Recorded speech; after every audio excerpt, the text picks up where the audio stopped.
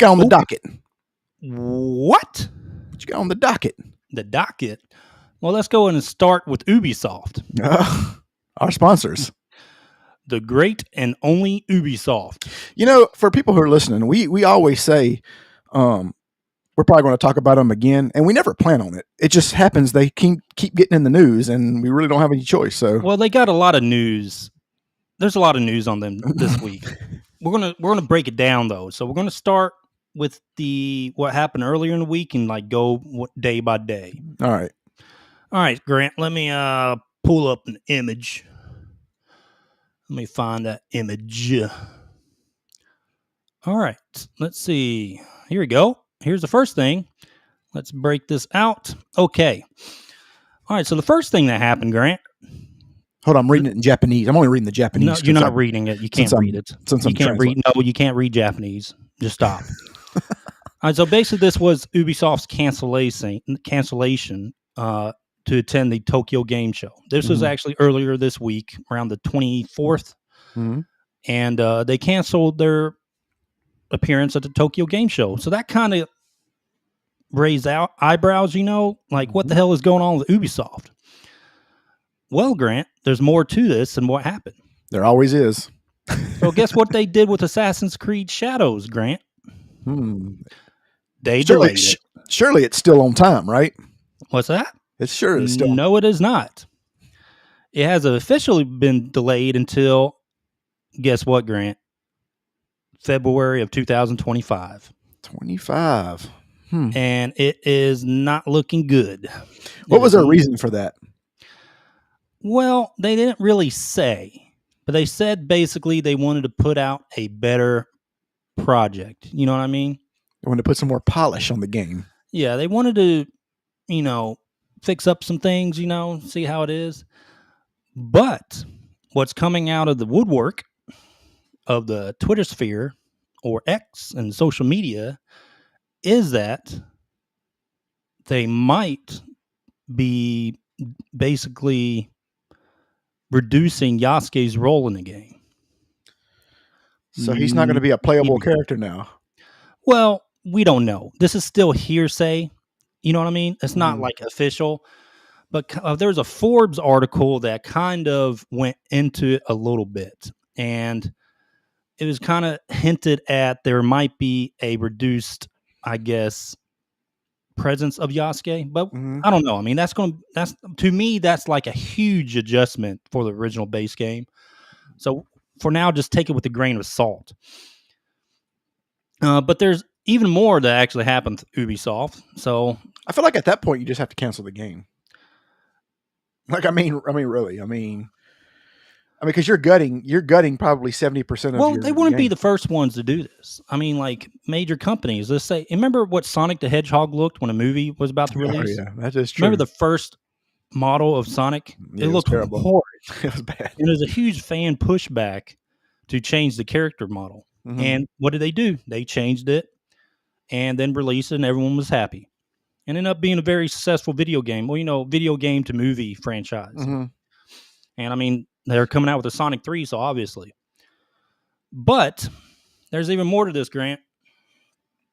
The sales for Star Wars Outlaws and its other titles have come in softer than what they've expected. Let's pull this article up. They have nosedived into the water. Correct. But what did we say? Okay, so there was talk earlier. I think we've already kind of touched on this on a few podcasts before that they were in talks of trying to bring the company back to being private, right? Being how what is the stock at right now? Like $1.50. I mean, it's like $2 now, $2.10 or something like that. And just last week it was like $2.25 or something like that. Yeah. So their stock continues to dip. There's a lot of other things that are hitting them. I mean, the delay of this Assassin's Creed game is getting pushed back. I mean, there's just tons of stuff happening. That's crazy that it says it has support of only 10% of the shareholders, which means 90% are not happy. Well, I wouldn't be happy either if my portfolio was tied up into this trash. Well, Ubisoft also then comes later, they release another thing. about Star Wars Outlaws, about this upcoming update. They're trying to tell people, the players of this game, to wait. Basically, continue to give this game a chance because they're going to be releasing on Steam on November 21st. But they're also going to come out with a lot of different updates. But they're kind of like begging, like, please don't let this game go away. We're going to optimize it even more. But the bottom line is they released this game a little bit too early. Mm-hmm. Star Wars Outlaw, especially when it came to the gameplay mechanics, like the combat and stealth gameplay aspect of it. It was severely lacking, and it wasn't fun, at least from what everyone is saying. Here's the thing: is I would rather games be late and better than early and terrible. Yeah. So Star Wars Outlaw doesn't sell well. They're delaying Assassin's Creed Shadows till February 2025. I mean, it just and what's their other game that they have currently? It's a shooter game. I forget what it is. But anyway, like that's not even going well either. So Ubisoft is not looking good. I mean, every aspect of Ubisoft is not looking good. This time next year, Ubisoft will be owned by somebody else. I have a prediction that it's going to be owned by either Sony or Microsoft. Yeah, they don't have a choice. I have a very... They either need to sell while they can or lose everything. I think Sony or Microsoft are going to pick them up. All right. So let's see what else we got for... Oh, Grant. Doesn't end there. Now they have internal investigations going on, produced by the Ubisoft's board. I mean, honestly, the board needs to investigate themselves. But underperforming sales titles, this is our tweet, but bad hiring practices, that's including the DEI push and everything like that. The major game delay, that's Assassin's Creed Shadows. And now, of course, these investigations into the company. I mean, I don't know what to tell you, dude. Ubisoft is failing, and they're failing miserably, and they are most likely either going to go private soon or they're going to get bought up. Yeah, I would like to see. I would like to see what their investigation team looks like. And why are they? Why are you investigating when things are in the toilet? Well, I mean, they really just need to look in the mirror, dude. You can find out what's wrong with the company just by doing about 30 minutes of research. Dude, I mean, about how they manage it and how their hiring practices are. There's a lot of things wrong with this company, and their game decisions, like their game design team that is coming up with these decisions. Like when it comes to Assassin's Creed, with these like collectible things that they had with the Torii Gate that represented what they didn't realize it represented the bombing of Nagasaki in World War II on the Q-Lector or whatever it was. You know who they need? You know who they need? They need the guy from Grandma's Boy, the guy in the trench coat. I hate your face. That's who they need to hire. That's who they need. Exactly. And what else? The collector's edition flag using, not asking the Oda family about utilizing their symbol. I mean, I feel like they walked in and said, "We're making this game. We don't give a fuck what nobody thinks about it." And then about halfway through, they realized that was not a good idea. Yeah, pretty much. All right. Oh, there's more. Did you know that, Grant? There's more. I'm not shocked at this point. At this point, I'm no longer shocked that there's more. After all this, after everything, they realized something the executives did. And they realized that they need to do a return to the office. Or they just come back from Kokomo, a 6-month stay in Kokomo. Yeah. Okay. Now, the employees are probably going to go into strike for this, but they're trying to do a new return to office policy, and the CEOs at Ubisoft are doubling down on it. They want people to return to work. Yeah. I wonder if that is the case. Are you hiring a bunch of young, I guess, non-mature, zero accountability people to your company that you're allowing them to telework and they're not getting anything done? Well, that's because they're probably jerking off 90% of the time to Pornhub and only working on the game 1 hour a day. I mean, it's possible. But anyway, so basically, what they kind of delve down into this is when it comes to production and efficiency. They believe that having people in the office is you can't replace that. No, you can't. And Having it's people in just the 3 office and days in the getting things office. done, yeah, especially when they have their Zoom meetings or whatever they called it. An article explained that one of the guys, it's not the same when you can have everyone together when you're coming up with ideas. Because once the Zoom meeting is over, now you're pushing out emails and all types of stuff to gather information. Vice immediately after a meeting, sitting down and trying to in person and trying to get the ideas across. Well, not only that, you can also find out who's the weak links in each team and who needs to be fired and stuff like that, which is probably Yeah. everybody. But Well, I think their company, another issue with their company is they're bloated.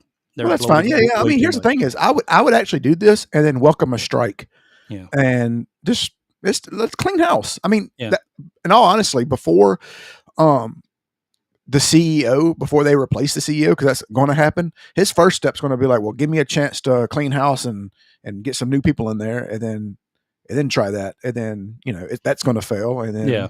then he'll be out. But the return to office is just a 3-day. Just a 3 3-day. days. 3-day in This office. is fucking sad, man.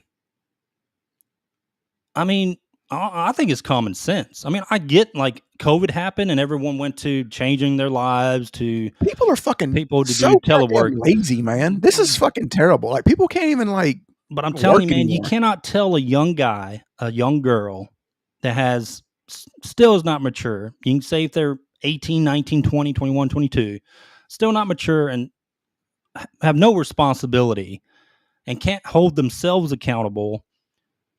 You can't just go all telework, dude. I Like, mean, it is a recipe for disaster. you know how like in some countries you're like forced to join the military, stuff Mm-hmm. like that. I feel Yeah, like South here, Korea.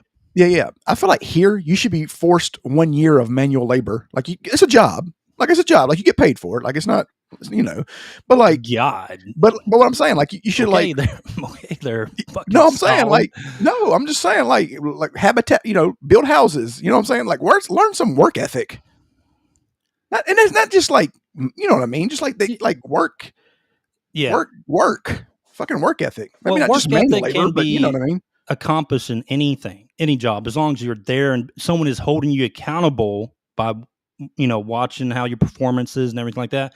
You can't hold people accountable, excuse me, when they're sitting at home and you don't see them their 8-hour shift or whatever they're doing teleworking.